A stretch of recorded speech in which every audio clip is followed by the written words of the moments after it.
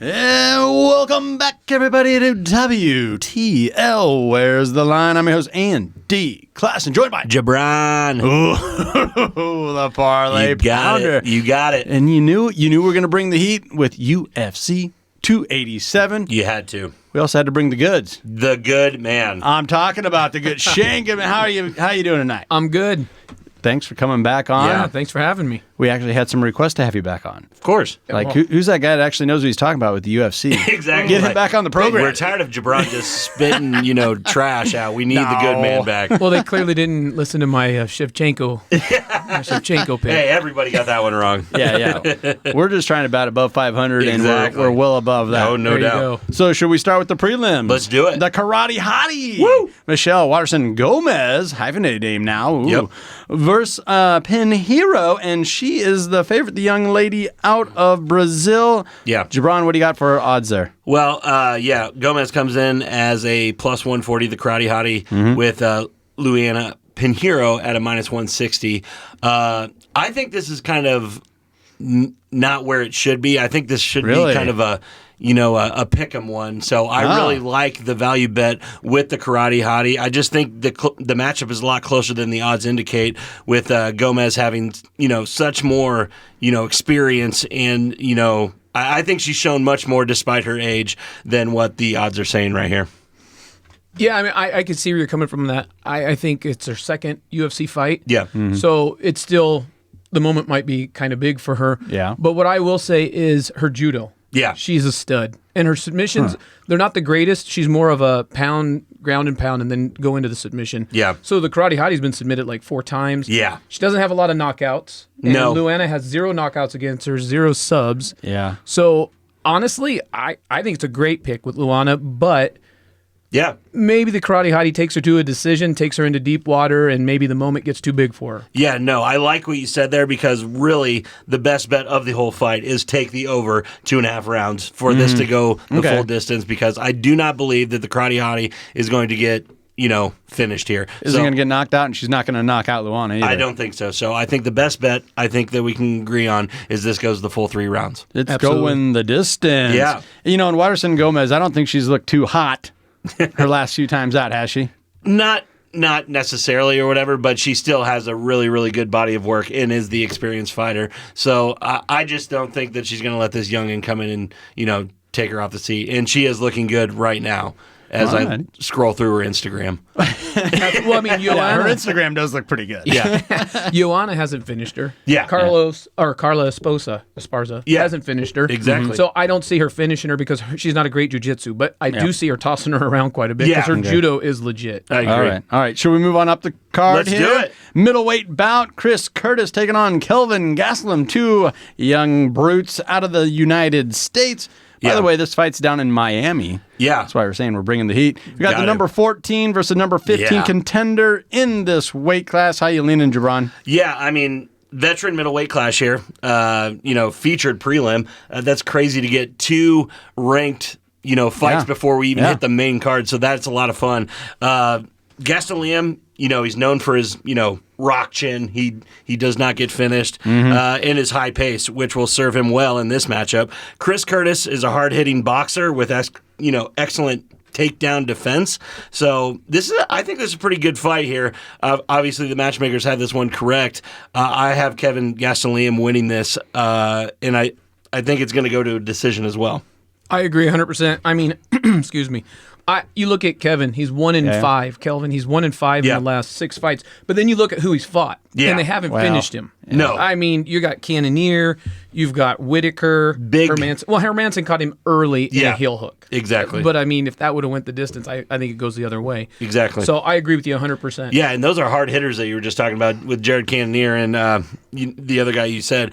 I'm just saying that this is a really good match right here, and with the value you're getting with Kevin right here at a minus 130, I think it's a very good play, if not just a parlay piece maybe for later. He's got a decided edge when you're talking grappling, doesn't he? I mean, he can go to the mat much better than Curtis.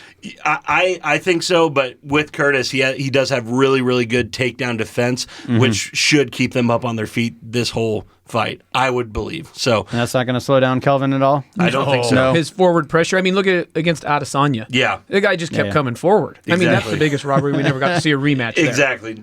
Haven't seen a rematch. Could happen in the future after Alex He's going to have to sleeps go a him little later. better than 1-5, right? Exactly. Exactly. So what's your best bet for this one? I think that over. I think that over 2.5 rounds is very good to hear as well.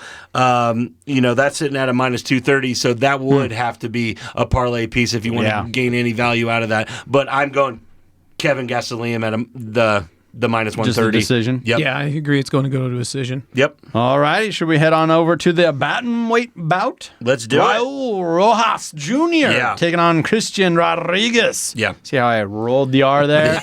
I'm getting into it here. Rojas and Rodriguez. Rojas, though, is a heavy favorite at the -225. Yeah, this is a young bantamweight prospect, with one of the brightest futures in the UFC. Everybody's on the bandwagon. Oh, yeah. This is his second UFC fight, I believe, in the actual UFC. A lot of hype here. That's why I think there might be a little bit of, value with going with Rodriguez here with the experience. I mean, they're kind of throwing this guy to the wolves, but it's just to see if Rojas can do it. And I'm just joking. Rojas is going to win this fight. He's going to smoke him? I think so. So I would like to hear what the expert has to say. Expert. You know what? Here's the thing. It has shades of Bo Nickel, doesn't it? We're Yeah, starting off it does. the main card with this young hype. I've got a toe in the water. Yeah. I got 1 foot on the bandwagon. Yeah, I for believe sure. the hype is justified. Yeah. He's young. But here's the thing. Rodriguez is no joke. He's got a great chin. The guy, his weakness, though, and why I think he loses here is he can't prevent a takedown. Yeah. I mean, he fought, I think it was Kelly. Kelly had to have like 9 minutes of control time on him, but he couldn't submit him. So that's why I'm saying I think Rosas wins, but I think it goes the distance. Yeah.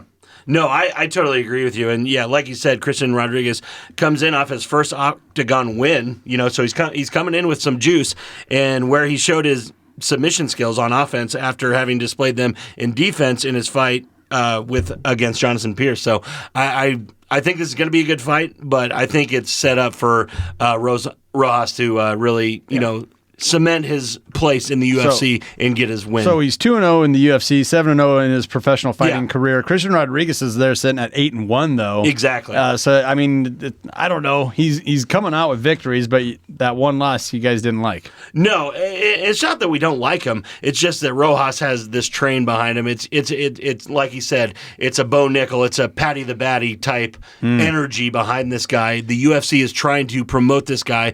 There's no reason that this guy is on the main card with Israel Adesanya on his second fight in the UFC.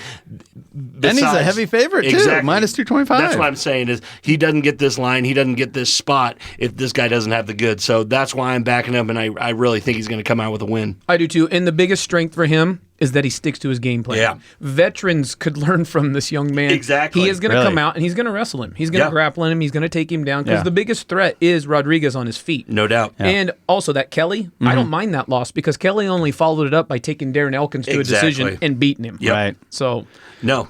It's great. And I mean, that youth probably will serve him well in a couple of different ways there. And like you just said there, Shane, he doesn't know any better. He's just going to do what he's best at. Yeah. and maybe that's what it is. Maybe it's not that he sticks to the game plan. It's just he doesn't know to go off game plan yet. All right. I like that.